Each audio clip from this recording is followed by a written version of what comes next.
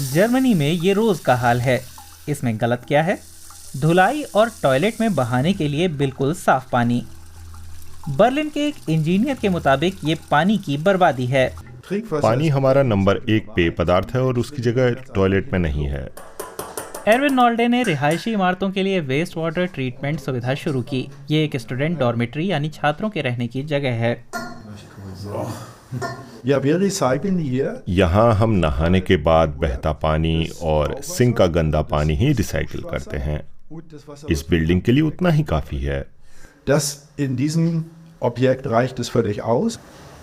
सबसे पहले नहाने और सिंक के पानी को अलग अलग जमा करना होता है और फिर इन टैंकों में चरणबद्ध तरीके से उसकी सफाई होती है। रसायनों का इस्तेमाल नहीं किया जाता।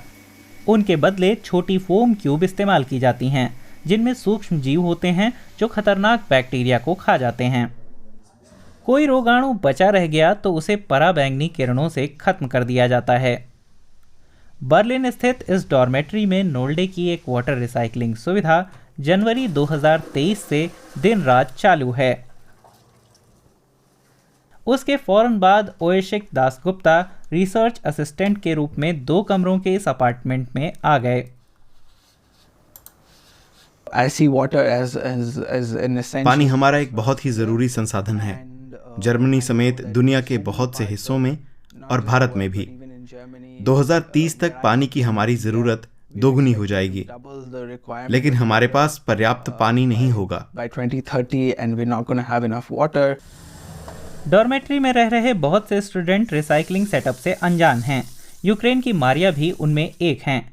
हाईटेक फैसिलिटी के बावजूद उनका किराया 400 यूरो प्रति महीना है। बर्लिन की डॉर्मेट्रियों के लिए जो किराए हैं उनसे काफ़ी कम। बर्लिन में किराया हमेशा महंगा ही होता है, तो मेरे लिए ये सुखद आश्चर्य था। पानी की रिसाइकलिंग के आगे भी बहुत फायदे हैं, खासकर नई इमारतों में। एरविन नॉल्डे अपने काम में लगातार नई चीज़ें जोड़ रहे हैं। 25 साल पहले उन्होंने रिसाइकलिंग शुरू की थी। अब वो हीट रिकवरी को भी इसमें शामिल कर चुके हैं। मतलब गर्म पानी की थर्मल ऊर्जा का इस्तेमाल ताज़े पानी को गर्म करने में होता है।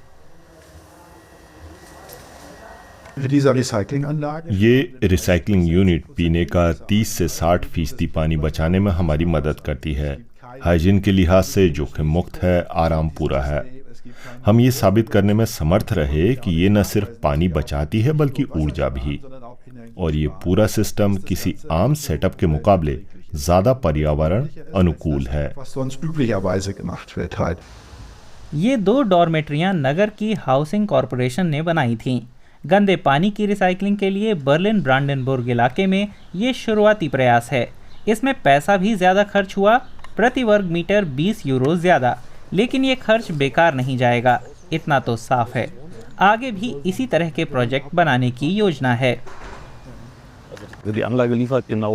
अपना काम इसने बखूबी निभाया। 12 साल में लागत भी वापस मिल रही है।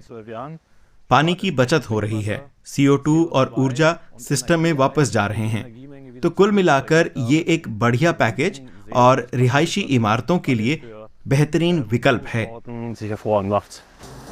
ये सिस्टम पानी की किल्लत और बिजली की खराब सप्लाई से जूझ रहे देशों में भी कारगर है। इसे बहुत कम ऊर्जा चाहिए। प्रति घन मीटर पानी के लिए 1.5 किलोवाट घंटे, यानी उतनी ही जितनी एक साइकिल लाइट के लिए चाहिए।